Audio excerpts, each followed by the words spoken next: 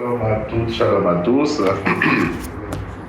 Je bénis le nom du Seigneur pour ce qu'il opère jour après jour dans le monde, pour sa gloire manifestée en Christ Jésus. Et je lui dis merci pour vraiment pour ce temps magnifique d'action de grâce qu'il a conduit lui-même. Puisque c'est lui-même qui s'adore. Oh, quelle magnificence. Donc je lui dis merci pour ce temps d'action de grâce qu'il a conduit au travers de la bouche du juste Joséphine. Vraiment magnifique temps d'action de grâce. Béni soit son Saint-Nom. Et merci pour les paroles qu'il a déjà libérées. Quand j'entendais le juste adorer, quand j'entendais le juste rendre grâce, je me disais, mais est-ce qu'elle était là quand papa me parlait de ce qu'il faut dire? Parce qu'elle a passé, l'esprit en elle a pris le temps de parler que du premier-né, le yaya, le grand frère. Je dis, mais est-ce qu'elle sait comment, quoi? Pourquoi elle reste attardée sur ça alors que nous voulons parler du premier-né? Ouais, ce matin, nous allons parler de notre grand frère. Nous allons parler du premier-né. Ouais. Et l'esprit a déjà donné le temps au travers du temps d'adoration.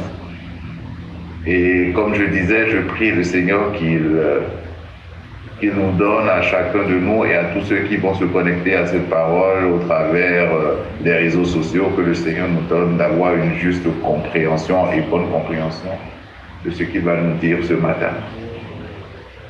Parce que ça peut donner l'impression, ça peut choquer ou ça peut bouleverser les préconçus, ça peut dandiner un peu, mais lui-même qui partage la parole, qui donne la parole, nous donnera de digérer et de faire asseoir.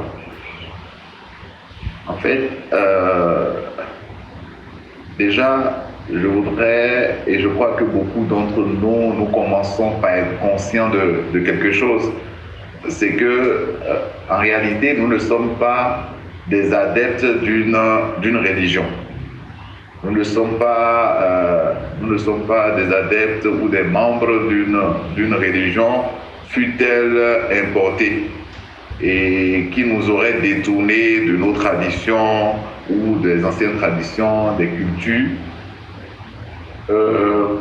En fait, presque tout ce qu'on veut, parce que c'est le discours aujourd'hui ou c'est le discours de tous les temps que nous, Africains, pour dominer un peuple, il faut le changer de sa culture. Donc, les missionnaires sont arrivés, ils nous ont détournés de notre culture, nous ont détournés, donc il faut qu'on retourne à nos valeurs ancestrales, il faut qu'on retourne à ci, il faut qu'on retourne à ça. Et ça, c'est un discours qui est normal, parce que nous-mêmes, enfants de Dieu, nous présentons le mandat que Dieu nous a donné, nous le présentons comme religieux. Et quand on entre dans le domaine de la religion, c'est normal que les gens disent ça. Mais pour nous, justes, élus de Dieu, nés de lui, convaincus que nous sommes les prolongements des jours de Christ sur la terre, nous confessons et disons que nous ne sommes pas d'une quelconque religion, qui vienne de l'Orient ou de l'Occident, et qui aille à l'encontre de quelques valeurs ancestrales. Parce que quand on prend le temps de regarder en fait dans la Bible, quand on prend le temps d'examiner les écrits dans la Bible, en fait, tu te demandes, quand tu prends le temps même de regarder aussi à nos pratiques ancestrales, dans tous les pays, que ce soit le Bénin, soi-disant berceau du vaudou, je ne sais pas quoi, et dans les autres pays, ou tout pays africain, en fait, tu te demandes les pratiques qu'on se dit être ancestrales, comment se fait-il qu'on les retrouve exactement dans cette Bible-là qui se dit avoir été importée. Parce que quand on regarde dans Lévitique, par exemple, tout ce qui est sacrifice, le fait de mettre de la farine, de l'huile, le fait de tuer les animaux, de faire des rites, c'est inscrit dans cette culture juive qui n'est pas ancestrale africaine. Donc, nos ancêtres là qui leur avaient appris à faire ça, nos ancêtres, c'est quelqu'un qui leur a appris à faire soi-disant cette tradition ou cette culture dont certains se prévaut aujourd'hui de ce qu'il ne faut pas les laisser tomber. C'est quelqu'un qui leur a appris ça. Et ça n'a rien de différent de ce que, comme je disais, quand nous regardons dans Lévitique, quand nous regardons dans la tradition juive ancienne, ça n'a rien de différent. Le fait de parler aux morts, le culte des morts, tout ce qu'on veut, c'est des choses qui ont été instituées par quelqu'un, c'est des choses qui se pratiquaient. Et j'aime dire aussi aux gens, pour dire, aujourd'hui, on parle de l'homosexualité, l'homosexualité. Vous pensez que l'homosexualité, c'est quelque chose qui date d'aujourd'hui? On pense que l'homosexualité, c'est quelque chose qui est venu dans notre millénaire là. Non. Est-ce qu'au moment où les gens écrivaient la Bible, comment ils pouvaient, s'il n'y avait pas ça, comment ils pouvaient être inspirés pour prévoir quelque chose si ce n'est pas l'esprit supérieur qui les amène à faire ça? Donc je veux dire, il ne s'agit pas d'un courant religieux qui a été envoyé à un moment donné. Il y a quelqu'un qui a inspiré tous nos ancêtres, ou soi-disant ancêtres africains, pratiques ancestrales. Ça vient de quelque part. Il y a quelqu'un qui les a inspirés. Il y a quelqu'un qui a institué ça et qui leur a appris ça. Comme dans la culture juive ancestrale aussi, chez eux, on peut lire aujourd'hui dans Lévitique, ces choses-là que Dieu a pu dire à Moïse de mettre en place. Donc ça vient de quelque part. Et ça, c'est ce que nous disons. Nous disons, toutes ces choses-là ont été à un moment donné mis en place par le Créateur comme soi-disant un moyen de venir à lui. Je dis bien soi-disant comme un moyen de venir à lui. Mais les gens se sont arrêtés à ce moyen sans chercher à connaître celui qui a mis ces choses en place. Ces choses-là, nous ne les rejetons pas, nous ne les adulons pas, nous ne faisons pas l'apologie de ces choses, mais nous avons la conscience que ces choses-là ont été mises en place par quelqu'un qui est notre Père, qui est le Dieu créateur de toutes choses. C'est lui qui les a instituées, mais seulement que ceux qui aujourd'hui les utilisent, ne les utilisent pas. En fait, ces choses-là ne permettent pas de l'atteindre, en fait. Ces choses-là ne permettent pas de le connaître. Ces choses ne donnent qu'une connaissance partielle ou imparfaite du Dieu créateur. C'est nos regards que le Seigneur nous donne, nous, en tant que fils de ces choses-là. Nous ne les diabolisons pas. Nous ne les jetons pas, nous ne leur jetons pas la pierre. Mais nous voyons juste que c'est des choses que le Père même a instituées. C'est des choses que le Père même a mises en place, afin de se révéler, mais ces choses-là ne donnent pas une parfaite révélation de lui, ne donnent pas une parfaite connaissance de lui, parce que ceux qui les utilisent s'attardent aux moyens, pas à celui qui les a créés. Ils s'attardent à la création, pas à celui qui a mis en place ces choses-là. Et donc, pour nous, le seul chemin, le seul qui révèle le Père, qui révèle le Créateur, qui révèle son cœur, c'est la personne de Christ.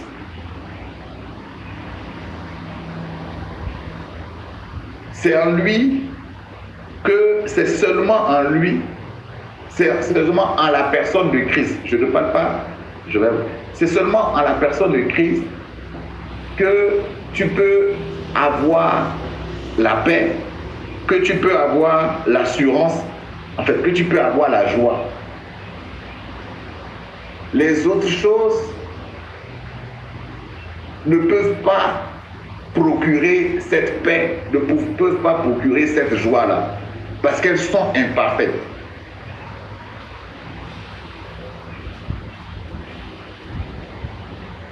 C'est des noms, en fait. Même celui qui adore, soi-disant, je reste peut-être au Bénin que je connais un peu, celui qui adore, soi-disant, le Sakpata, qui adore le Ogu, en fait, il n'adore pas autre personne que le Créateur. Mais lui, dans son inconscience ou dans sa connaissance limitée, il donne un autre nom à ce en quoi il adore. Et il appelle le sapata, il appelle le vaudon, il appelle le ci, il appelle. Mais il n'y a qu'un seul qui est Dieu. C'est sa connaissance limitée qui lui donne d'appeler ça du nom qu'il veut. Et donc ces choses-là n'arrivent pas, ne peuvent pas, je suis dans l'introduction, ces choses-là ne peuvent pas donner la paix. Et donc pour nous, en qui le Seigneur a mis cette conviction, nous prêchons Christ qui est la seule entité spirituelle au travers de laquelle l'on connaît les perfections du Père, l'on connaît le Créateur, l'on connaît le Dieu véritable.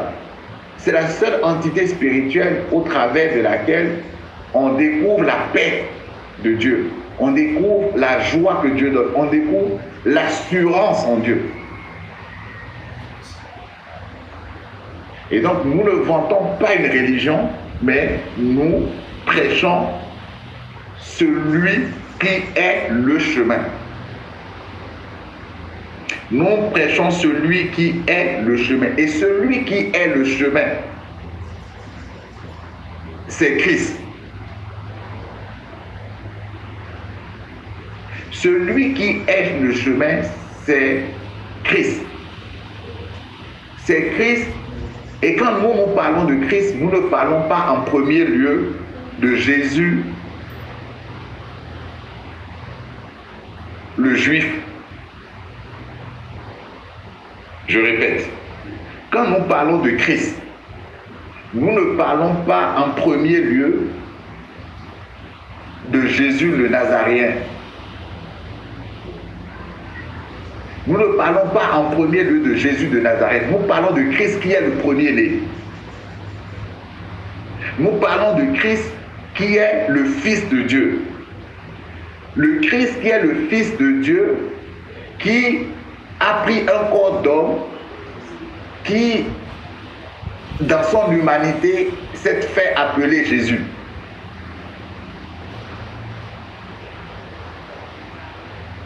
Je reprends.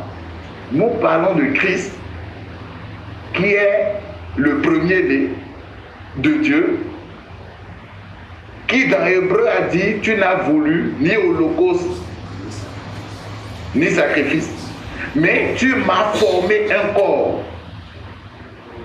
Ce corps qui est devenu la personne de Jésus que nous avons connu, qui a marché sur cette terre.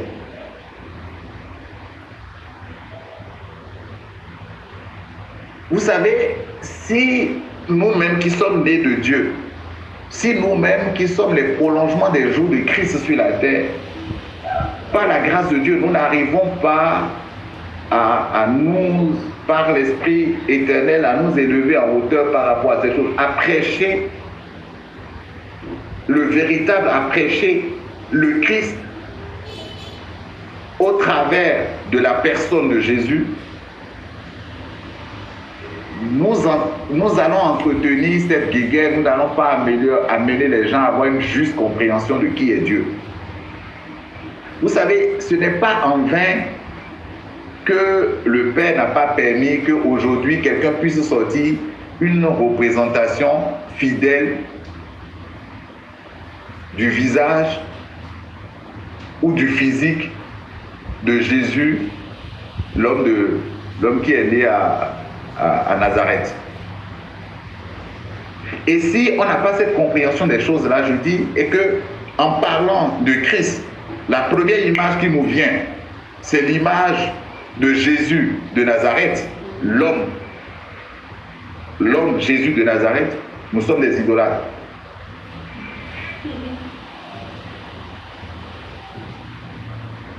Si chaque fois que nous nous réunissons,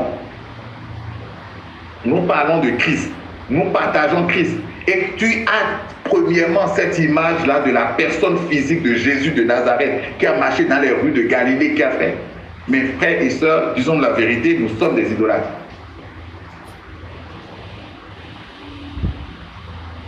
nous sommes des idolâtres. Nous reprochons aux gens de ne pas adorer des saints, des hommes, mais nous avons la même attitude. Si c'est cela, nous sommes des idolâtres. Et je dis, le Seigneur, c'est pas en vain, c'est pas pour rien qu'il a protégé cette image-là, quoi.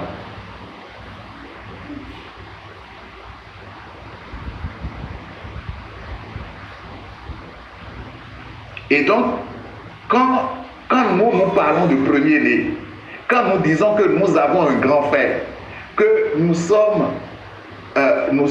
issus de quelqu'un, nous ne parlons pas de Jésus de Nazareth, mais nous parlons de Christ. C'est lui qui est le fils premier-né. C'est en lui, Christ, que tout a été créé. C'est en lui, Christ, c'est pour lui, Christ, que tout a été créé. Et tout a été créé en lui, par lui et pour lui. C'est ce fils-là, ce premier-né qui est Christ, qui a pris humainement le corps de Jésus.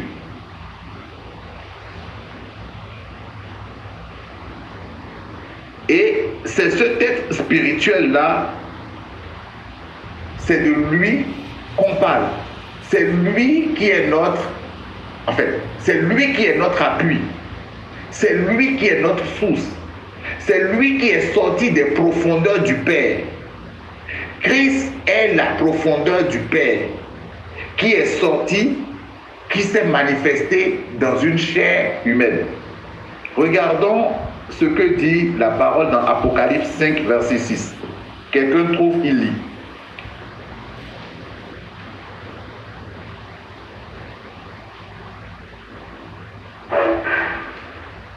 Apocalypse 5, verset 6.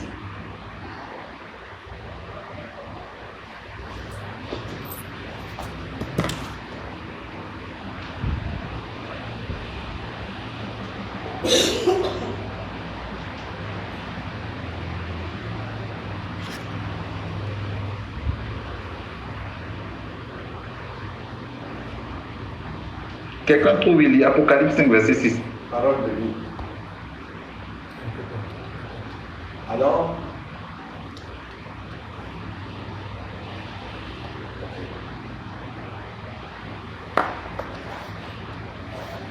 allô, vous m'entendez?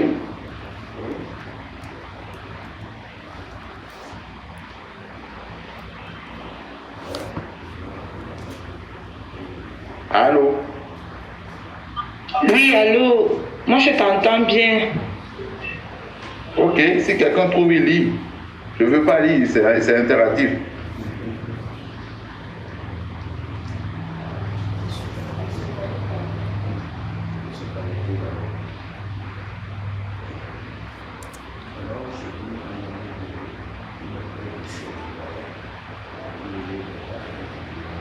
Juste Yannick.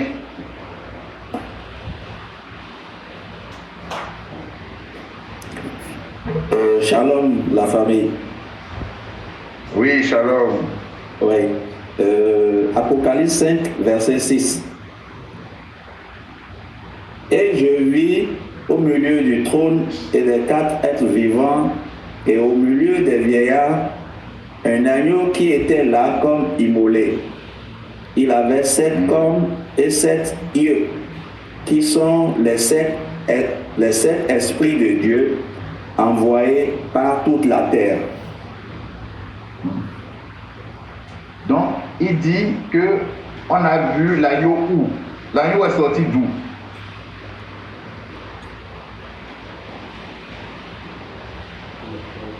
Allô? Vous êtes là? Oui, Oui, selon la parole, l'agneau est sorti d'où? Bon, il le vit au milieu du trône et des 4 êtres. Très bien.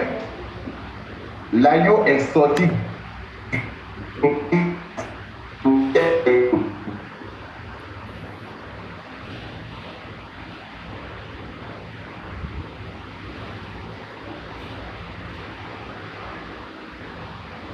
Qui est sorti qui est assis sur le trône? C'est le Père qui est sur le trône. C'est le Créateur qui est sur le trône. On n'a pas deux dieux, il n'y a pas trois dieux.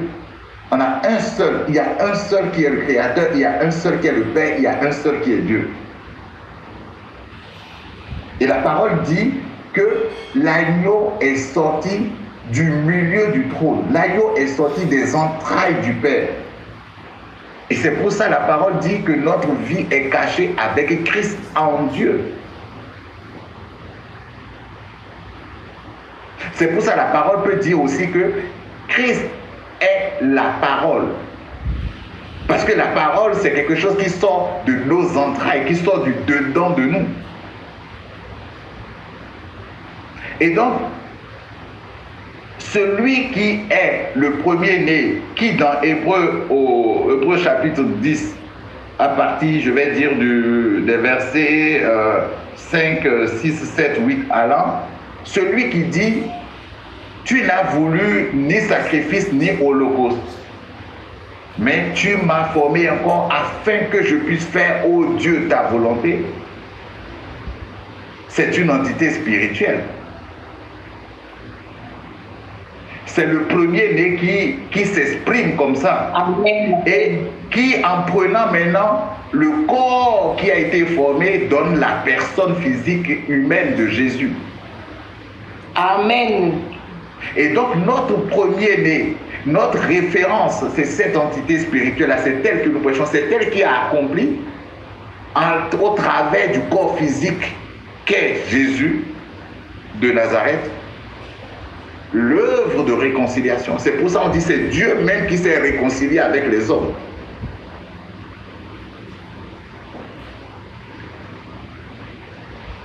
C'est pour ça que nous disons que c'est Dieu même qui s'est réconcilié avec les hommes.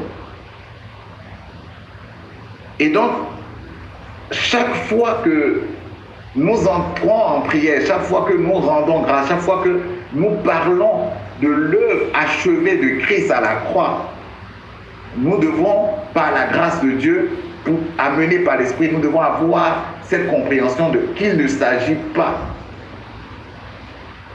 de cette personne physique-là,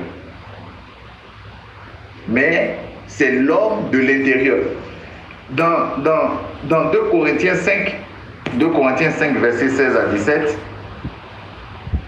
Paul pouvait dire, 2 Corinthiens, je laisse chercher et quelqu'un va nous dire, dans 2 Corinthiens 5, verset 16 à 17, Paul dit, si vous l'avez connu d'une manière humaine, aujourd'hui, nous ne connaissons plus sous cet angle. Nous ne connaissons plus le Messie sous une forme humaine. Et c'est là qu'il enchaîne pour dire maintenant, si quelqu'un est uni, pas à Jésus, mais si quelqu'un est uni à Christ, la personne est une nouvelle création.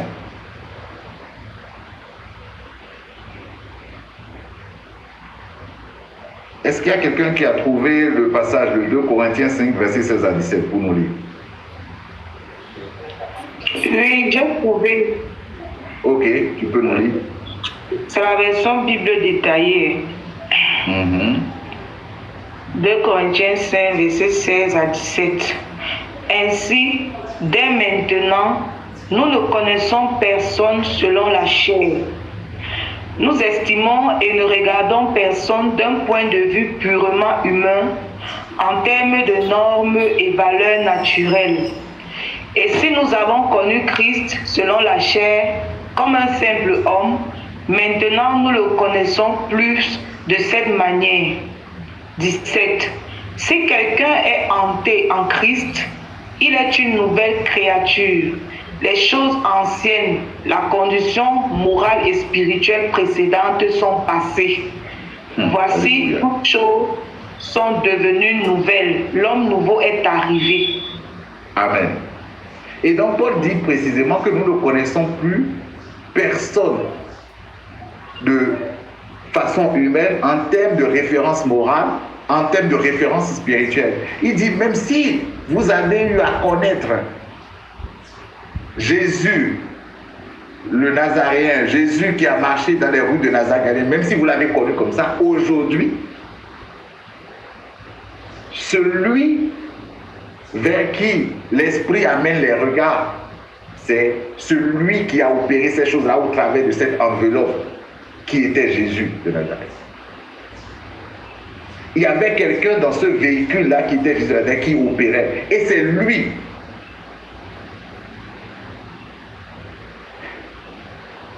La personne physique de Jésus n'était qu'un moyen en fait. Et c'est pour ça quand nos prédications ou nos discours s'attardent sur sa personne, il y a des divisions. C'est pour ça que des gens vont dire c'est le Dieu des Juifs, c'est le Dieu des si. Non, moi je ne suis pas si. Moi ça. Quand le discours s'attarde sur sa personne, c'est normal. Sa personne, la personne physique, la personne humaine, elle est importante. Nous ne disons pas que cette personne humaine ou cette personne physique de Jésus de Nazareth n'était pas, sa dimension humaine n'est pas importante. Nous ne disons pas ça. Nous ne disons pas qu'elle n'était pas indispensable, puisqu'il a fallu ça. Mais nous disons, ce n'est pas le centre. Ce n'est pas sur sa personne physique qu'est basée notre foi. Sinon, c'est de l'idolâtrie. Notre foi est basée, le centre, c'est la personne de Christ. C'est cette entité spirituelle qui habite au sein du Père, qui s'est déployée sous une forme humaine et qui habite en vous et moi aujourd'hui, qui fait que nous sommes des prolongements des jours de Christ sur la terre, pas des jours de Jésus.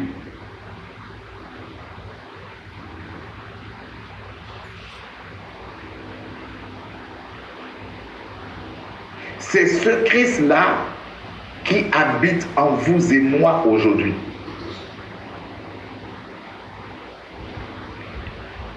Et est-ce que vous savez, parce que la Bible dit aussi, est-ce que vous savez que Jésus a été aussi fils de Dieu par la foi? Jésus de Nazareth, l'homme, il a été comme vous et moi, fils de Dieu par la foi et roi par la foi. Je commence par sa royauté. Nous disons oui, c'est le roi, parce que généralement, on dit généralement parce qu'il est né de la descendance de David. Il est le seul à être né de la descendance de David.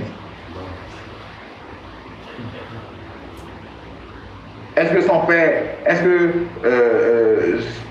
père selon la chair, si on peut dire comme ça, en tout cas, son tuteur si on veut, est-ce que Joseph, il était roi? Qui a vu l'intronisation de Jésus?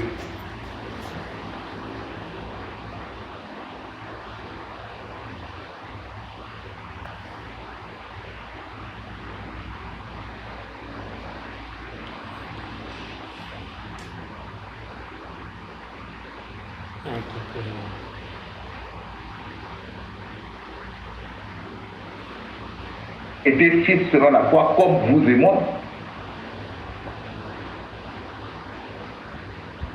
Qu'est-ce que la parole nous dit dans Romains 8, versets 16 à 17?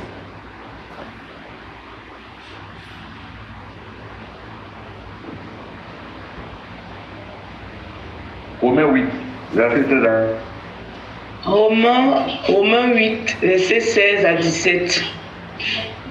L'Esprit lui-même rend donc témoignage à notre esprit, nous assurant que nous sommes enfants de Dieu. 17. Or, si nous sommes enfants, l'Esprit lui-même rend donc témoignage à notre esprit. J'ai pas entendu. L'Esprit lui-même rend donc témoignage à notre esprit. Tu entends juste PJ. Ah, la connaissance là.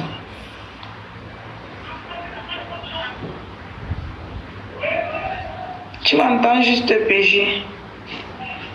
Oui, là je t'entends. L'Esprit lui-même rend donc témoignage à notre esprit, nous assurant que nous sommes enfants de Dieu. Amen. 17. L'Esprit lui-même rend témoignage à notre esprit, nous assurant que nous sommes enfants de Dieu. Jésus, bien que né du Saint-Esprit, sous la vertu du Saint-Esprit venant sur Marie et tout, a reçu, tout comme nous, le témoignage de ce qu'il est fils de Dieu. Rappelez-vous, lors de son baptême par Jean, la parole dit qu'il fut une voix qui se fit entendre du ciel, disant, « Voici mon fils bien-aimé.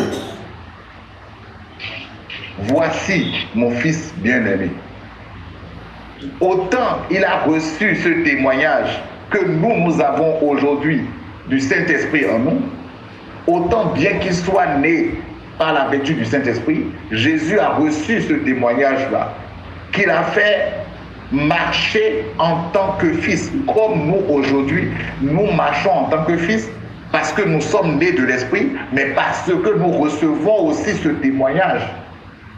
Amen. Hein? Yes.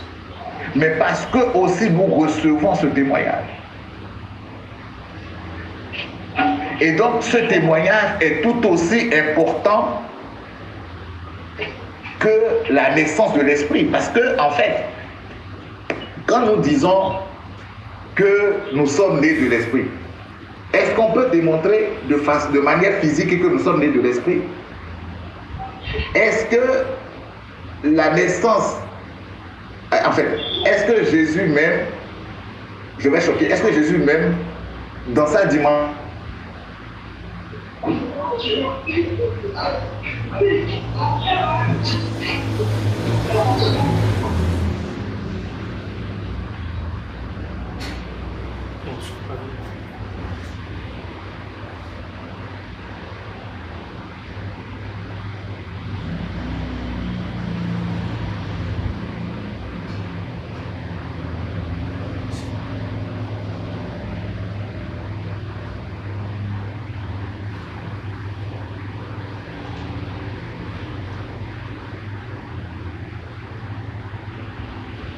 Alors, juste ici. vous ne me recevez pas? C'est bon maintenant. Allô? C'est bon maintenant?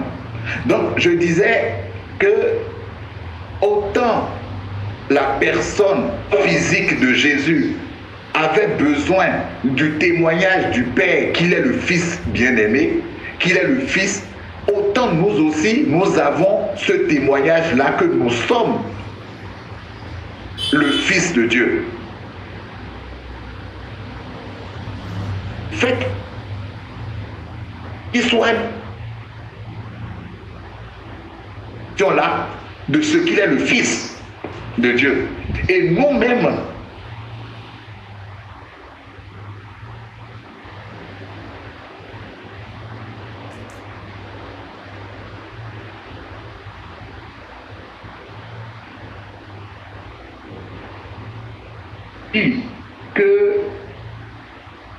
ou quand je dis que Jésus a aussi vécu une vie de fils de Dieu par la foi, c'est pour nous amener à comprendre, à réaliser que autant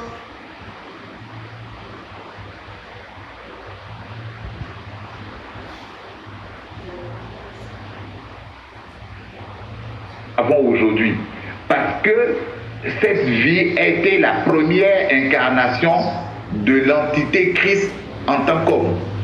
Et cette incarnation continue aujourd'hui au travers des vases que nous sommes. Et le processus n'a pas changé. Le processus de la conception par l'esprit et du témoignage de l'esprit n'a pas changé. Aujourd'hui, nous sommes nés de l'esprit aujourd'hui. Et aujourd'hui, nous avons aussi autant la personne du Père, autant nous avons nous aussi ce témoignage du Père aujourd'hui que nous sommes fils. Et Paul dit que, en réalité, si Jésus n'avait pas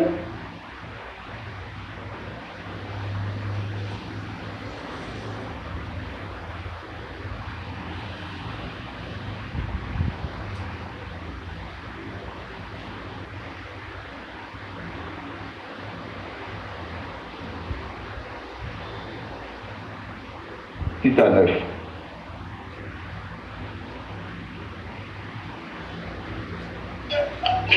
Juste peux dire pardon le verset. Romains 9, versets 6 à 9. Romains chapitre 9. Romains chapitre 9, versets 6 à 9. Ce n'est point à dire que la parole de Dieu soit restée sans effet. Car tous ceux qui descendent d'Israël ne sont pas Israël. 7. Et pour être la postérité d'Abraham, ils ne sont pas tous ses enfants. Mais il est dit, en Isaac sera nommé pour toi une postérité, c'est-à-dire que ce ne sont pas les enfants de la chair qui sont enfants de Dieu, mais que ce sont les enfants de la promesse qui sont regardés comme la postérité, bien qu'Abraham eut un fils aîné.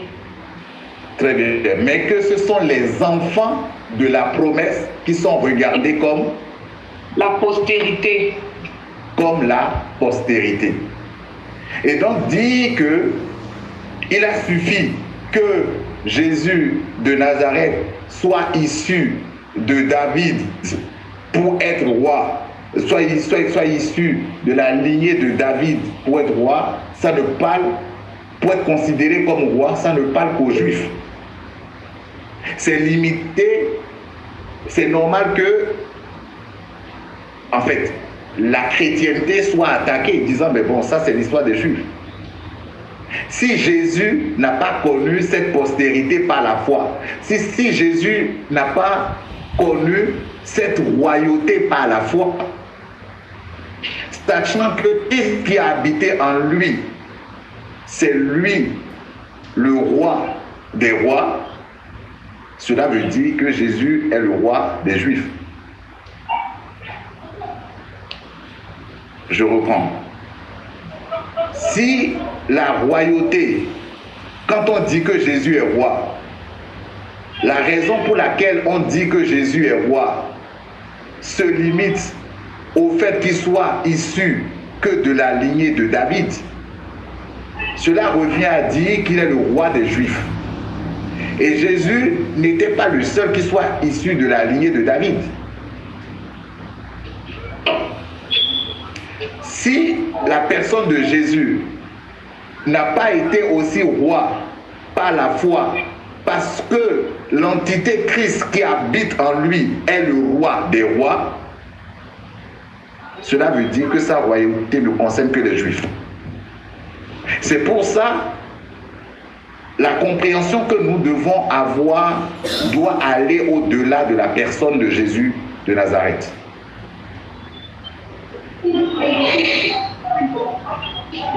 La compréhension que nous devons avoir doit aller au-delà de la personne de Jésus, homme. Et avoir une compréhension spirituelle de celui qui a opéré au travers de ce vase de terre qui était Jésus de Nazareth. Et c'est cette entité, c'est cette personne qui est Christ. C'est lui qui est le premier-né pour que Jésus de Nazareth soit le premier-né. C'est lui, ce Christ, qui est roi pour que Jésus soit roi. Et c'est parce que ce Christ demeure roi que nous sommes rois. C'est parce que ce Christ demeure le premier-né que nous sommes premiers-nés. Et comme Jésus de Nazareth est la première manifestation, nous pouvons dire que dans la lignée humaine, il est notre grand frère. Mais sinon, en fait, notre aîné, celui de qui nous sommes, c'est Christ.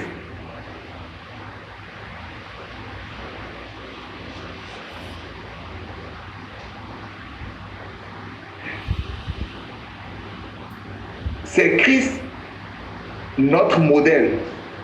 C'est Christ notre adoration. C'est Christ notre source. C'est de lui que nous sommes l'image. C'est de lui que nous sommes la ressemblance. C'est lui qui habite en nous. C'est lui qui a habité dans la personne physique de Jésus de Nazareth. C'est Christ qui est le premier-né et nous sommes premiers-nés. C'est Christ qui est roi et nous sommes rois.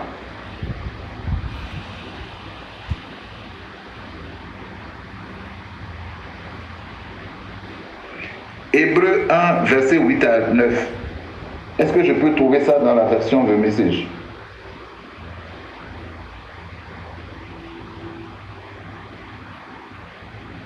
Parce que si on entend, en fait, si on doit avoir la filiation de la royauté de Jésus qu'à la descendance de David, nous revenons à dire que c'est un roi terrestre.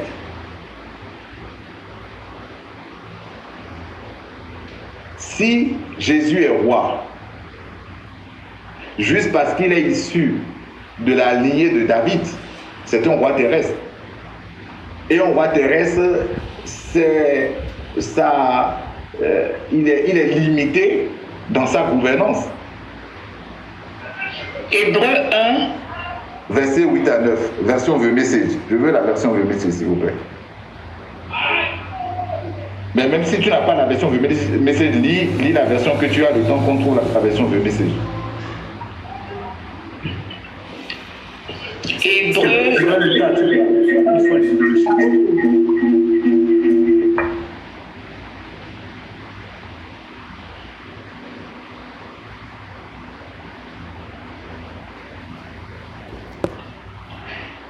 Bon, moi je traduis souvent ça. Hébreux 1, verset 8 à 9.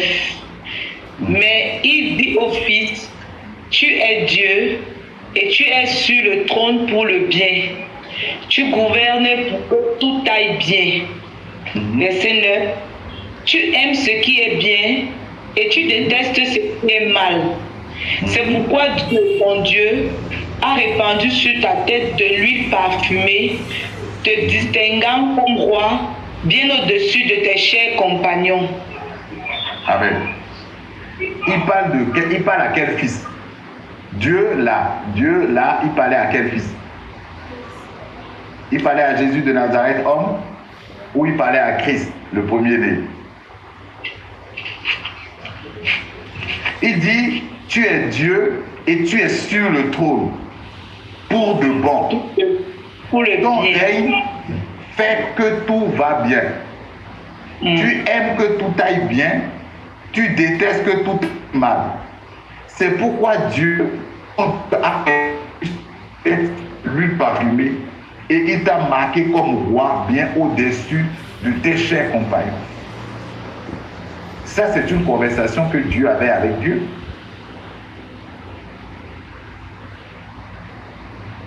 L'élection ou le fait que Jésus de Nazareth soit roi n'est pas que l'œuvre ou la conséquence du fait qu'il soit de la lignée de David. Ben sinon, pour nous, anciennement païens, sa royauté n'a pas de sens pour nous. Christ, Jésus de Nazareth est roi parce que celui qui habite en lui est roi. Parce que celui qui habite en lui a été établi roi, et roi parce qu'il ne règne que pour le bien.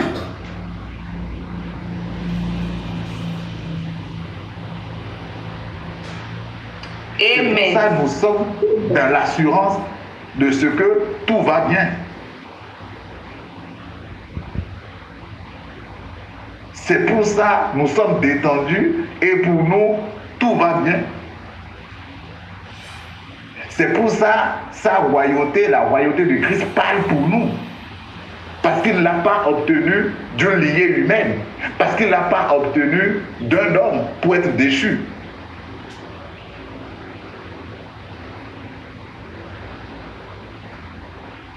Il n'a pas été élu roi par acclamation. Il n'a pas été élu roi parce que il est de la descendance de David et que, bon, parce qu'il est descendant de David, il est roi pour toujours, il sera roi pour toujours que pour les Juifs.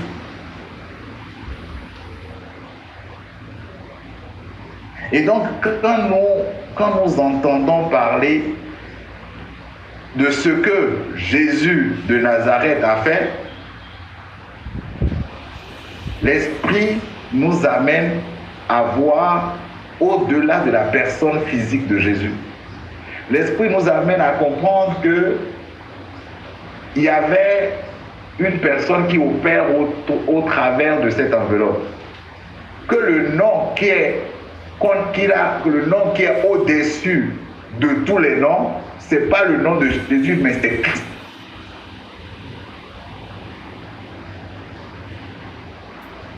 Le nom qui est au-dessus de tous les noms. Vous savez combien de Jésus il y a aujourd'hui? C'est le véritable homme qui habitait en la personne physique de Jésus. Et c'est sur lui que l'Esprit met l'emphase. C'est lui que nous voyons. C'est pour ça que nous ne discutons pas avec les autres d'une certaine... En fait, nous ne discutons pas avec les gens de ce que c'est d'une religion importée, de ce qu'il était juif, parce que nous ne parlons pas de l'homme. Nous ne prêchons pas l'homme, mais nous prêchons Dieu dans l'homme. Nous ne prêchons pas l'homme, mais nous prêchons Dieu dans l'homme. Dieu dans ce qu'il a fait au travers du vase de terre qu'est l'homme. C'est ça ce que nous prêchons. C'est vers ce Dieu-là que l'Esprit converge les gens. C'est vers ce Dieu-là que nous amenons les regards des gens. C'est pour ça la parole ne dit pas que nous sommes co-héritiers avec Jésus. La parole dit que nous sommes co-héritiers avec Christ, parce que c'est Christ le premier-né.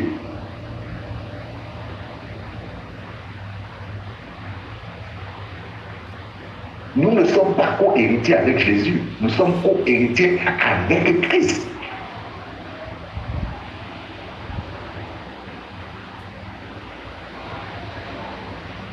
Parce que Dieu a fait de nous Christ par la mort de Jésus.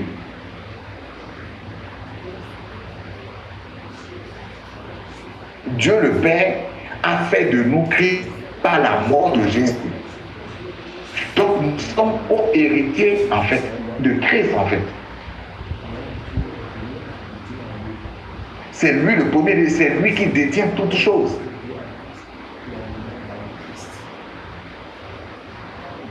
Et c'est pour cela que nous ne sommes pas des chrétiens, nous sommes des fils de Dieu. Parce que quand on commence par se voir comme chrétien, quand on commence par s'appeler comme chrétien, immédiatement, ça fait référence à une communauté, immédiatement, ça fait référence à un système religieux, en même temps.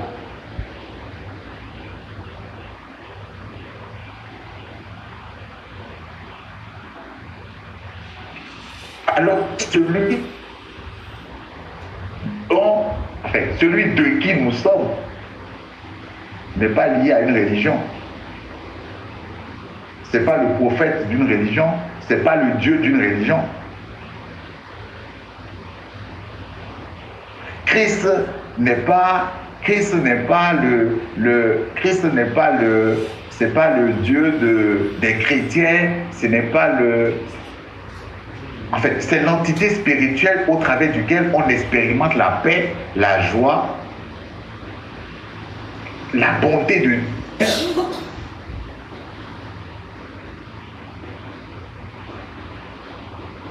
Christ, c'est la perfection de tout ce qui peut exister sur la terre en termes où tout ce que l'homme peut appeler soit divin. Christ est la perfection de tout ça, en fait. Tout ça existe en Christ. C'est pour ça que nous pouvons prêcher Christ à partir des divinités soi-disant ou des pratiques soi-disant ancestrales. L'on peut prêcher travers en part de tout ce qui est soi-disant pratique, tradition ancestrale. Nous pouvons prêcher Christ autre à partir de ça. Parce qu'il est la perfection de tout ça. Il n'est pas l'antidote de tout ça. Il n'est pas la contradiction de tout ça. Christ est la perfection de tout ça.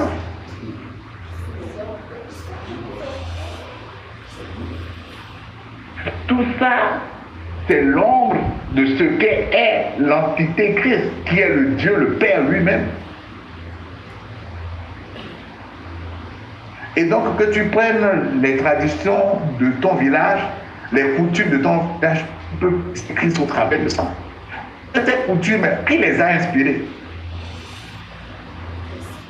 Si toute chose est plus à lui.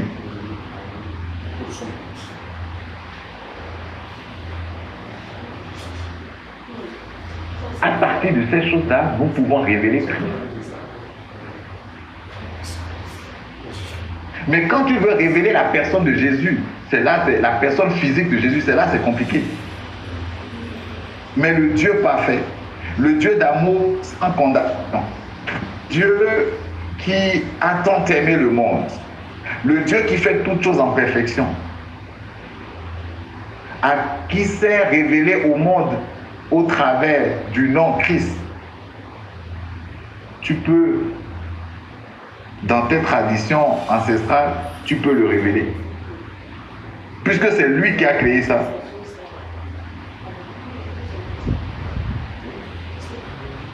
Donc, comme Paul ce matin, nous ne voyons plus, nous ne voyons plus quiconque sous une forme humaine. Mais nous voyons l'homme intérieur. L'homme intérieur qui est la personne, qui est cette entité spirituelle qui est Dieu. Qui est Dieu le Père, qui manifesté sous un corps humain appelé Jésus de Nazareth. Qui est le premier modèle et dont nous sommes les modèles conséquents. Nous sommes les modèles suivants. Nous avons le même standard que lui. Nous ne sommes pas d'un standard inférieur.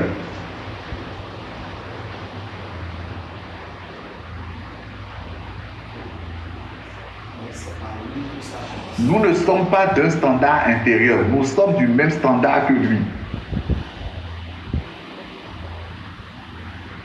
Pour ceux qui ont fait de la biologie, il y a la mitose et il y a la méiose. La mitose, c'est la cellule qui est jusqu'à. C'est toi qui fait tout là. La mitose, si je dis des conneries, dis-moi. La mitose, c'est la cellule qui se divise en deux cellules distinctes. Mais la méiose, c'est la même cellule qui se multiplie. Je crois que c'est ça, non? Jusqu'à biologiste. Oui, c'est ça. Donc, en fait, ce n'est que le fruit, c'est ce que le Père a fait au travers de Christ. Il a donné une première production qui est la personne physique de Jésus et nous a multipliés par la suite. Donc, nous n'avons pas notre référence. Notre référence, c'est Christ. Notre source, c'est Christ. Notre appui, c'est Christ. Et qui est Christ? Christ est le premier-né qui existait depuis les temps anciens auprès du Père. Christ est Dieu le Père Christ existe dans l'entraille de Dieu le Père. Et c'est ce Christ-là qui s'est révélé au travers de la personne physique de Jésus. Notre royauté, nous la tenons de Christ. Notre filiation, nous la tenons de Christ. Et quand nous parlons de Christ, nous ne parlons pas en premier lieu de la personne physique de Jésus de Nazareth, qui, dans son humanité, est important pour l'histoire, qui, dans son humanité, est important pour la compréhension de l'œuvre de Dieu, qui a été un moyen, qui est important, indispensable. Mais nous pouvons aller au-delà. Sinon, nous restons dans l'idolâtrie.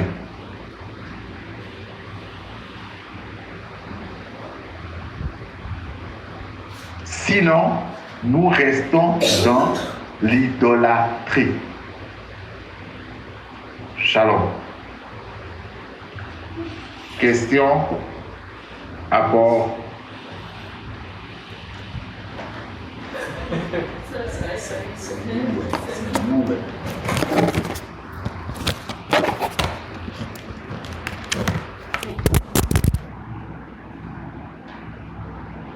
Un présentiel. Amen, amen, amen, amen.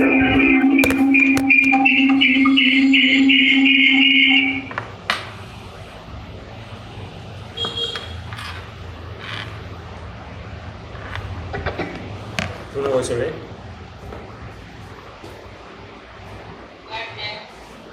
Shalom à tous. Moi, je voulais intervenir d'abord. Le message de ce matin, je tenais le Seigneur, c'est assez lourd. Je pense qu'on va encore revenir dessus parce que il y a beaucoup de choses qui ont été dites et on va essayer de compresser ça, pour que ce soit beaucoup plus digeste pour tous. Mais je bénis déjà le Seigneur parce que c'est des vérités que individuellement le Seigneur a donné à certains d'entre nous déjà de comprendre. Si c'est aujourd'hui qu'il a voulu, il a pris de pouvoir permettre à ce que c'est plus en parler en groupe élargi, en lui rend grâce.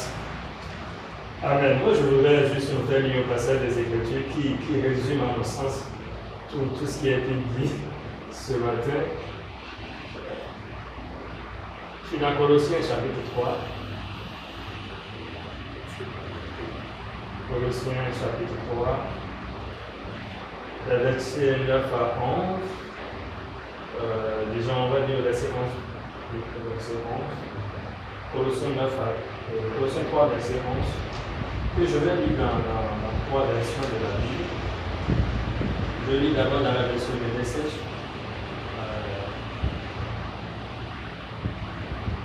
Il dit ceci, l'apôtre Paul qui parle, il dit des mots comme juif et non juif, religieux et irréligieux, initiés et étrangers, non civilisés et grossiers, esclaves et libres, ne veulent rien dire.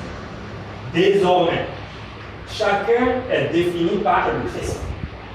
Chacun est inclus dans le Christ. Je relis un peu ça. Colossiens 3, verset 11, dans la version anglaise de Message. Des mots comme juif et non juif, religieux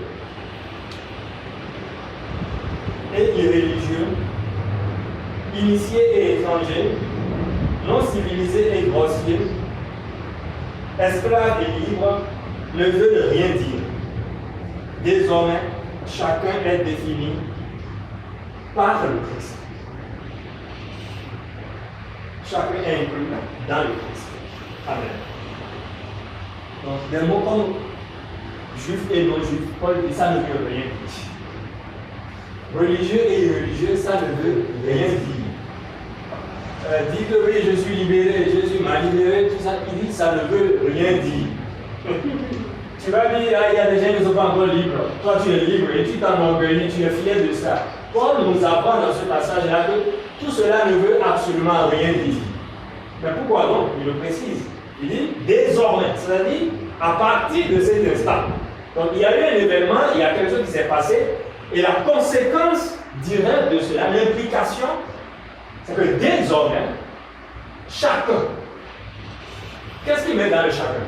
Parce qu'en amont, il dit juif et non juif. Donc quand il vient dire maintenant chacun, ça veut dire le juif, le non-juif, le religieux, l'irréligieux, l'initié, l'étranger, le païen, celui qu'on appelle communément aujourd'hui même païen, ça ce sont les païens. Il dit celui-là, le non-civilisé et le grossier, l'esclave et le libre. On m'a dit celui-là est esclave du péché. Moi j'ai été libéré du péché. On dit chacun de ceux-là, chacune de ces personnes est définie par le Christ. Donc personne n'est plus défini par son appartenance religieuse. Personne n'est plus défini par son comportement, par ses actes. Personne, j'irai plus loin, au risque de choquer, on va le faire. Personne n'est plus défini par ce qu'il adore, ce qu'il croit adorer. Alors qu'il adore le Christ. Personne n'est plus défini par ce qu'il croit adorer.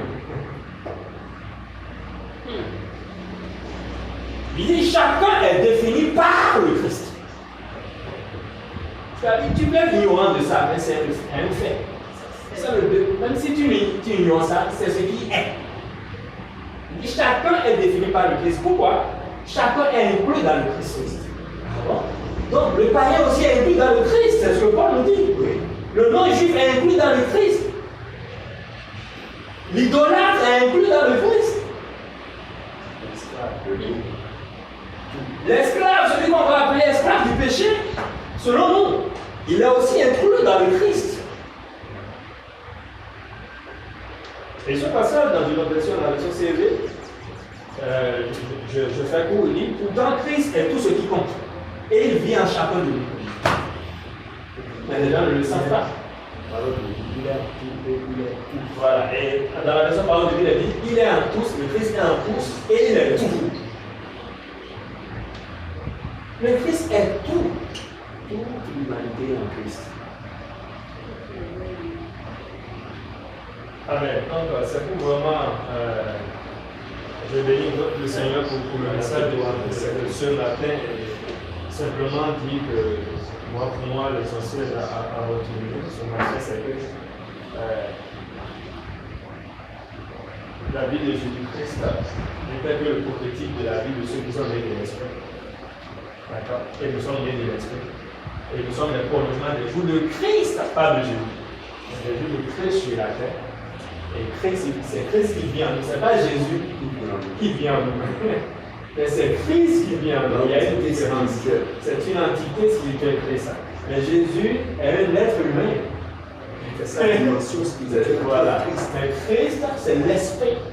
C'est pourquoi le Saint-Esprit habite en nous. Le Saint-Esprit, non pas, il s'agit de Christ. Il ne s'agit pas de Jésus. Amen. Et c'est ce Christ-là qui, par exemple, avec les disciples de Maïs, parce que quand on lit ce passage, ça devait nous interpeller. Ils connaissaient Jésus de Nazareth, n'est-ce pas? En tant que homme. Mais après sa mort, on dit qu'il est revenu, il marchait avec eux, mais ils ne l'ont pas reconnu. On dit c'est pas le même corps? Non. Parce qu'il a pris une autre. Ça dit il a pris un autre corps, c'est toujours Christ. Mais il est venu maintenant, il a réapparu dans un autre corps. C'est pourquoi ils ne l'ont pas reconnu. Il marchait avec eux, mais ils ne savaient pas que c'est lui. Donc le Christ physiquement, on ne peut pas limiter Jésus à une enveloppe. Ils n'ont pas limité Christ à une enveloppe. Allons vraiment au-delà. Sinon, nous serions encore dans l'idolâtrie sans nous en rendre compte. Shalom. Je passe la parole à notre Bon. Shalom, famille. Ce que le juste Simon vient de dire, je crois que Galates 3, au verset 27 aussi parle de la même chose. Il parle qu'il n'y a plus de juifs, il n'y a plus d'esclaves, il n'y a pas Homme et femme. il n'y a pas de femme, il n'y a pas d'homme, parce que nous sommes tous un En Christ. en Jésus-Christ. En Christ. En Christ, nous sommes tous un en Christ.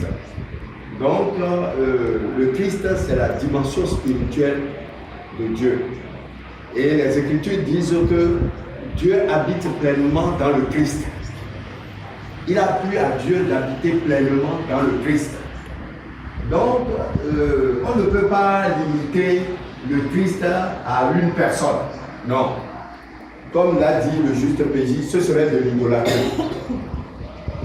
Le Christ, c'est une entité spirituelle. Le Christ, c'est la dimension spirituelle de Dieu lui-même. Ça, c'est ce que moi je veux apporter comme complément. Amen, amen. Je ne sais pas s'il y a des interventions en ligne. Vous avez la parole.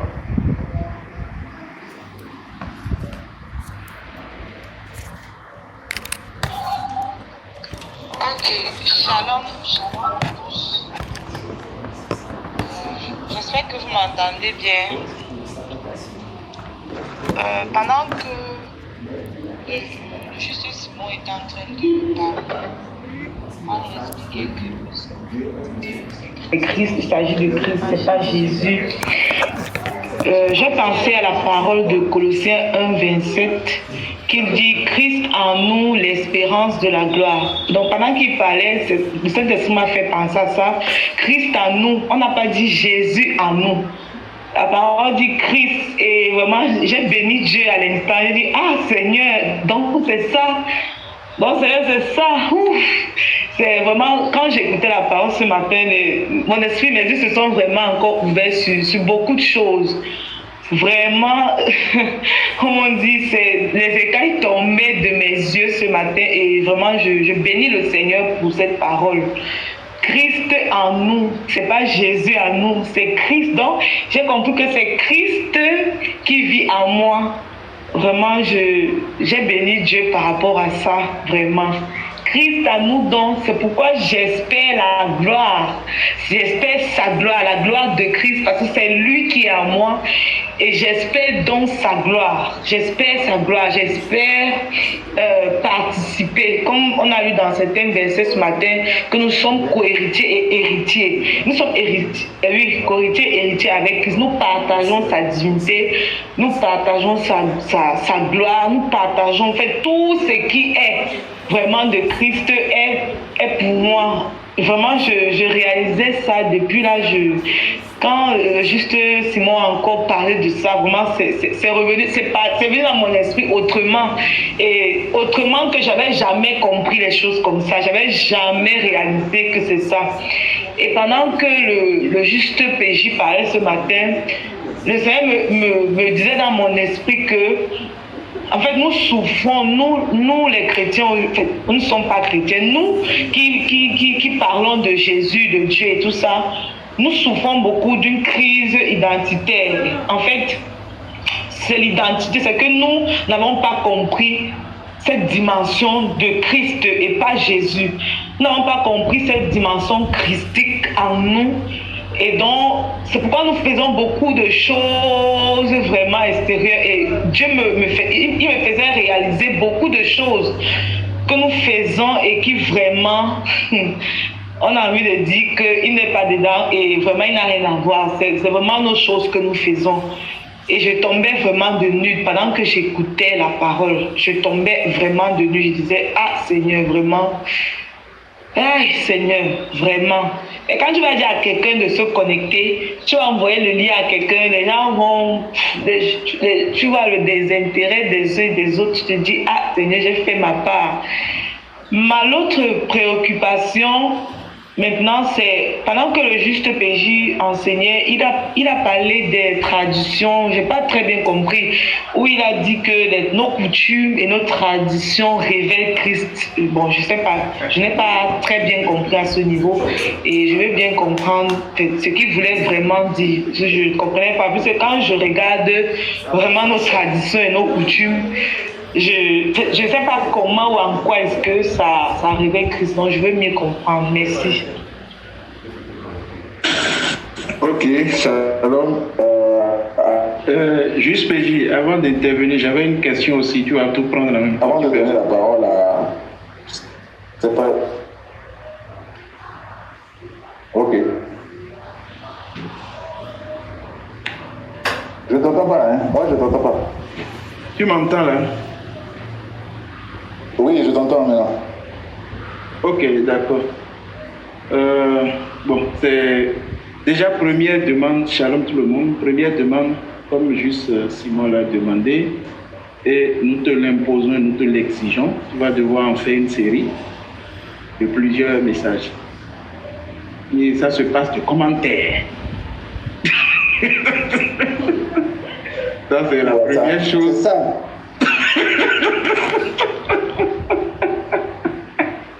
Ça, c'est la première chose. Il n'y a même pas de négociation là-dessus. Le deuxième point que je voulais... C'est une question, mais avant la question, je voulais faire une précision. Juste Joséphine, tu n'espères pas la gloire de Dieu, nous n'espérons pas sa gloire. Nous avons, nous sommes sa gloire. Aujourd'hui, nous ne sommes pas dans l'espérance. Donc, c'est juste pour ça. Je reviens maintenant à ma question qui entre parfaitement en ligne de compte avec ce que tu demandais. Et comme j'ai demandé que ça soit en série, peut-être on va aborder ça, il va aborder ça un peu et il va continuer plus tard. C'est que si nous regardons Lévitique, comme il a abordé, qui retraçait les traditions, comment les sacrifices étaient effectués, comment on mélangeait l'huile rouge avec la farine, tout ce qu'on voyait et tout ce qui se fait aussi dans nos cultures, qui n'ont jamais participé, selon les Écritures, à ce que le peuple juif faisait de l'autre côté. Mais quand on regarde les peuples africains surtout, on voyait une similitude de la culture de tous les peuples africains. C'était pratiquement la même chose que les Juifs pratiquaient. Quand on regarde par exemple la circoncision, c'était la même chose que les peuples africains pratiquaient. Quand on voyait les cérémonies d'adoration des dieux, par exemple, quand tu viens dans la culture du Bénin où ils appellent, et parfois dans certaines traditions, ils vont dire Dieu c'est Sebolissa, c'est-à-dire ils disent un être éternel quoi, qui n'a ni commencement ni fin. Okay? Et que c'est une question que je vais poser, je suis en train de présenter mon truc pour aller à ma question, c'est pas un apport que je fais. Et que on a reconnu que Jésus de Nazareth est un homme. Donc de quoi Jésus est un homme. Et Christ, l'entité éternelle et spirituelle. Dans ce cas, Jésus de Nazareth, qui est un homme, le juif, roi des Juifs, descendant de David, était venu ou est venu pour qui? Voilà. Son sacrifice là, c'était dans quel but précis? C'est pour ça que je demandais que ça en soit une série et qu'on finit complètement de décortiquer ces choses-là. Et quelle est l'implication quand on parle de salut? Le salut des Juifs, on dit que le salut vient des Juifs et pour les autres. C'est une question que je pose qui nous permettront, comme aujourd'hui nous la signons à faire une série continue, là il n'aura plus le choix. On trouvera progressivement des réponses à nos questions. Shalom. Ah, mon Dieu. Bon. Ok, Shalom, merci. Bon, donc toi-même, tu sais que, comme toi-même, tu as mis la réponse à tes questions dans la série que vous avez imposée et qui va venir. Donc, pardon?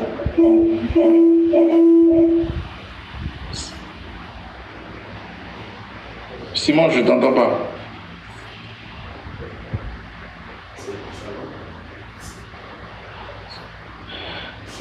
Oui, bon, donc je voulais dire, justement... Il y a une question, juste un fait. Oui, j'arrive.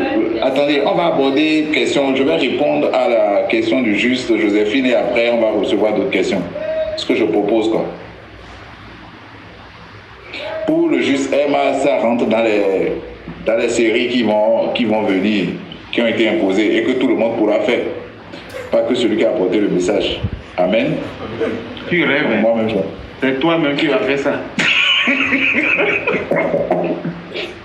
Donc, le juge Joséphine a dit, en fait, ce que je disais au travers du message, je ne dis pas que je n'ai pas dit que ces pratiques-là révèlent Christ. J'ai dit que quand on comprend Christ en tant qu'entité spirituelle qui a opéré au travers du corps de l'homme Jésus, que ces traditions, tout ça, on peut prêcher Christ à partir de ces traditions-là, sachant que Christ, tout a été créé en lui, pour lui et par lui. Donc toutes ces pratiques-là, le Justin est revenu sur ça un peu, toutes ces pratiques-là ont été instituées par quelqu'un, mais ne révèlent pas la perfection de la personne qui les a créées, n'amènent pas à connaître la personne dans son entièreté. Et donc, au lieu de diaboliser ces pratiques, l'on peut partir de ces pratiques pour prêcher Christ, l'entité parfaite, pour prêcher Christ, la perfection. Puisque ces gens-là qui font, nos frères, qui sont soi-disant dans ces pratiques, ils les ont reçus de quelqu'un. Je donne un exemple. Le vaudou ou tout ce qu'on peut créer, c'est quelqu'un qui les a, c'est quelqu'un qui a dit il faut faire ci, il faut mettre de l'huile. Il a reçu de quelque part, c'est quelqu'un qui l'a inspiré. Et la parole nous dit, nous, que toutes choses ont été créées par Dieu, pour lui et en lui. Après, quand on va dans Lévitique, on a vu que c'est lui-même qui a mis certaines dispositions qu'on retrouve dans nos traditions ancestrales. Mais ces choses-là, certains se sont arrêtés à ça pour dire « Mon Dieu, c'est tel, mon Dieu, c'est tel », sans connaître véritablement ou sans connaître le véritable. Ils se sont arrêtés à la création sans connaître le Créateur. Et donc, ce que je prêche ou ce que je partage, c'est de dire qu'on peut bien partir de cette tradition-là. Nous qui avons la révélation de Christ, nous qui sommes des fils de Dieu, nous ne sommes pas embêtés par ces choses-là comme on pouvait être anciennement. Nous ne sommes pas embêtés par ces choses-là comme la religion l'est aujourd'hui. Mais ça ne veut pas dire que nous nous adonnons à cela maintenant. Mais nous pouvons partir de ça pour dire il y a mieux. Vous pouvez aller de l'avant, vous pouvez connaître mieux. Parce que ces choses-là ne vous donnent pas la paix. Parce que c'est des rituels perpétuels que vous devez faire. Mais la paix réside dans une entité qui est Christ. Donc nous pouvons partir de cette tradition pour prêcher Christ. Pour amener les gens ou pour amener l'esprit à ouvrir les yeux des gens sur le véritable, sur la perfection qui est Christ. Je ne sais pas si c'est clair pour toi. Ok, je vois. Donc tu essaies de nous faire comprendre que on peut partir du contexte. On peut partir du contexte de ces pratiques, de ces coutumes, de ces traditions pour apporter l'évangile, pour apporter le meilleur message. C'est-à-dire que pour leur faire comprendre que ils sont limités. Ce qu'ils font là, c'est pas ça. Ils peuvent connaître mieux. Il y a quelqu'un qui est meilleur que ça. Bon, si c'est compris ainsi, je comprends bien.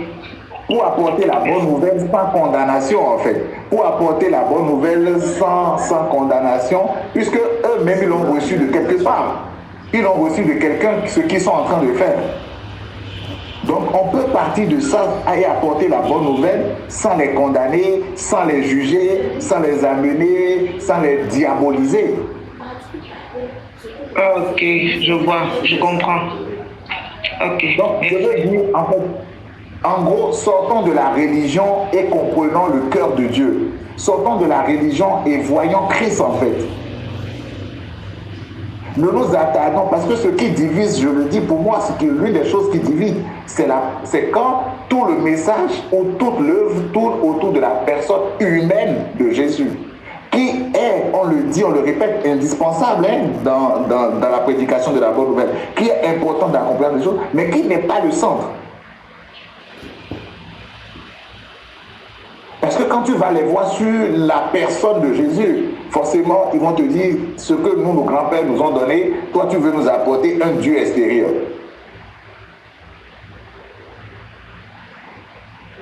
Est-ce que le but de Dieu, c'est que les gens connaissent la personne de Jésus ou les gens le connaissent lui, le vrai Dieu? Dieu, ce n'est pas que les gens connaissent la personne physique de Jésus de Nazareth, mais les gens le connaissent lui, le vrai Dieu. Et le moyen qu'il s'est offert, c'est la dimension Christ dans la personne qui a opéré dans une personne humaine qui est Jésus de Nazareth, c'est vrai. Donc c'est aussi un éveil de conscience de qui nous sommes, comme tu l'as dit, crise d'identité de qui nous sommes, et de ce en quoi on a cru et quel message on va porter aux gens. Quand on comprend ces choses-là, on a un discours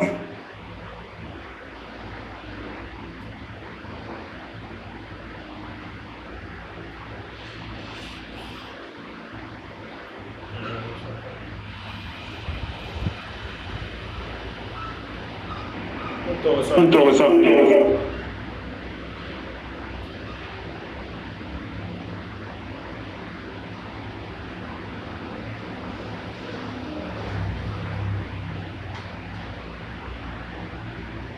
Allô, vous m'entendez? Oui, ça va. Oui, ça va. Oui. Ok, donc le juste Latifa. Shalom la famille. Shalom. Bonsoir.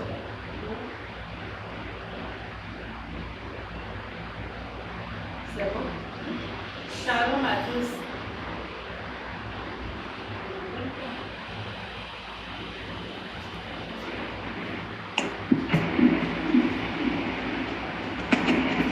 Shalom la famille.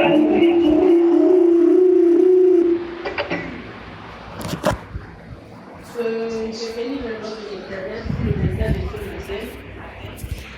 Il y a longtemps, quand j'entendais, quand il y a des passages où on disait quand l'apôtre Paul partait partout, il partait prêcher, ce que les gens faisaient, ils faisaient ça avec eux. Genre, s'il va chez les musulmans, s'il faut laver les pieds, il faisait ça. Tout ce que les gens faisaient, ils le faisaient avec eux pour pouvoir annoncer son message. Et je me demandais, mais comment c'est possible? On peut vouloir parler de Dieu, de la bonne nouvelle, et pratiquer certaines choses que dans le temps on nous disait que ce n'est pas bien, qu'un chrétien qu'on disait qu'on était, on peut être chrétien et pratiquer ces choses, et l'apôtre Paul lui-même pouvait se donner à ces choses pour pouvoir passer son message. Mais avec le message d'aujourd'hui, je comprends mieux pourquoi il faisait ça.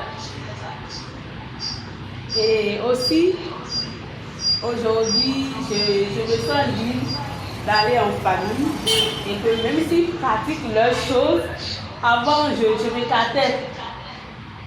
Je faisais l'important, c'est moi, je connais Jésus, je suis en Christ, tout ça. Et je m'éloignais d'eux, ils faisaient leur truc, je m'éloignais d'eux. Mais aujourd'hui, je me dis que même si je suis parmi eux, ils le font, je n'ai aucune crainte et je suis là et ils vont faire leurs choses et je suis tranquille. Shalom.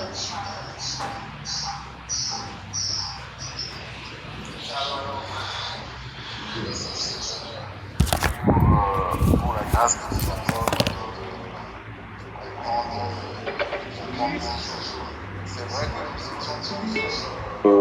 c'est vrai que nous étions tous comme ça. On ne va pas en famille, on ne va pas au village parce que c'est mauvais, c'est compliqué. Ils sont diaboliques. Et est-ce que ce faisant même, est-ce qu'on passe le message de la bonne nouvelle en fait? Est-ce que c'est un témoignage d'amour de Dieu pour tous ceux-là? Hein? Est-ce que c'est un témoignage d'amour de Dieu pour tous ceux-là? C'est nous qui sommes les plus saints, c'est nous qui connaissons tout, c'est nous qui savons. Le fait d'aller en famille, le fait qu'ils fassent leur truc et que tu sois là, ça ne fait pas de toi un moins enfant de Dieu. Que tu sois là et qu'ils fassent leur rite, qu'ils fassent leur tradition, ça ne fait pas de toi un moins. Même le fait que ça peut te donner aussi l'occasion de témoigner, comme je dis, de ce que il y a mieux en fait. Il y a un niveau supérieur auquel ils peuvent accéder sans être liés, sans être tenus de se lever à 5 heures pour faire ces choses-là, Donc, il y a une manière aussi par laquelle l'Esprit de Dieu peut nous amener à témoigner de la grandeur de Dieu, de témoigner de la souveraineté de Dieu, de la toute-puissance de ce Dieu auquel eux, ils pensent aussi adresser des prières. Mais sans forcément faire ces choses-là, sans forcément diaboliser, sans forcément les critiquer, sans forcément leur jeter la pierre. Est-ce qu'il y a autre intervention? Oui, shalom une fois encore. Oui, shalom juste Dieu. Oui, je bénis l'Éternel pour ce message vraiment très puissant. C'est important de comprendre ces choses parce que d'une façon inconsciente ou consciente, nous sommes des idolâtres sans le savoir. Donc, ce message est venu pour nous éclairer. Bon, je vais à ma question. C'est Colossiens 3, verset 11, le dernier passage où il est écrit « Ici, il n'y a plus que le Christ. Or, le Christ est tout et il habite en tous. » Vraiment, si c'est possible, aujourd'hui ou plus tard, de m'éclairer un peu sur ce passage-là, quoi. Le Christ est tout et il habite en tous. En tous. Quand on dit en tous, c'est en tous, hein. Donc, j'aimerais avoir plus de lumière par rapport à ça. Merci. Ok, d'accord. Bon, je pense que cette série dont parle le juste Emmanuel qui va faire s'impose. Un exemple, juste PJ, j'ai une question qui complète la question de Juste Félicien. Je t'ai dit, la série là, tu as du travail. C'est une question, je vais te donner encore. Si vous avez la possibilité de couper les micros, coupez le micro de tout l'art de vie, s'il vous plaît. Ils ne vont pas couper. J'ai une question pour toi, c'est question. Comme ça rejoint la question de Juste Félicien, ton passage, le premier passage, tu as dit que, qu'on a lu, c'est pas toi, mais la question est pour toi. L'agneau au milieu du trône, l'agneau au milieu du trône, et qui avait 7 cornes et 7 yeux, et ce sont les 7 esprits de Dieu envoyés par toute la terre. Ok? Comme c'est ton message qui a suscité les questions, qui a apporté tout ça, je pose en même temps la question. Dans ce cas, il dit que c'est les 7 esprits de Dieu envoyés par toute la terre et qui opèrent sur la terre. Aujourd'hui, je veux savoir quels sont les esprits qui sont sur la terre qui opèrent. Comme c'est ce que tu as lu, je mets ça aussi dans la série. C'est une question qui va qui vous fera du bien. Je sais que Simon est très content de ces choses. Ok, shalom.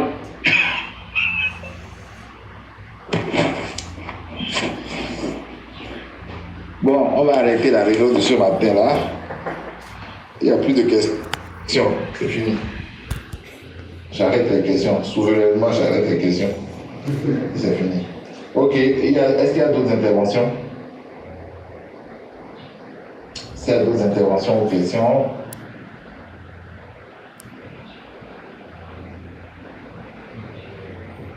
C'est bon? On peut... Ok, s'il n'y a plus d'autres questions ou interventions, je retourne la parole au juste